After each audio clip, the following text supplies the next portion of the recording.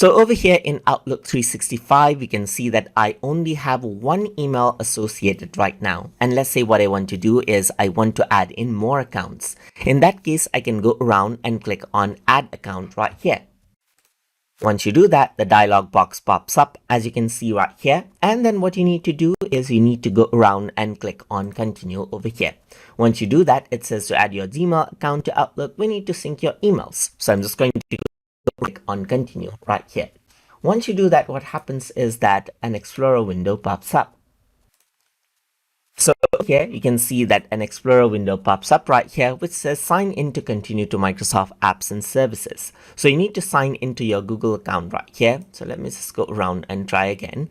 And over here, you can see that this is what you have. You can go around and choose your email address and click on continue. And this says Microsoft Apps and Services wants to access your Google account. So I'm just going to go around and see the permission right here. And if you're okay with it, then simply click on allow right here. So now, once that is done, you can see that I can go around. So it says wants to open up applications. So I'm just going to go around and open it out right here. And it'll take some time and load up the account right here. And it says success, as you can see, just like this. So once you do that, I can go around and click on done over here. And over here on the left hand side, now you can see your second email over here as well. That is your Gmail, just like this.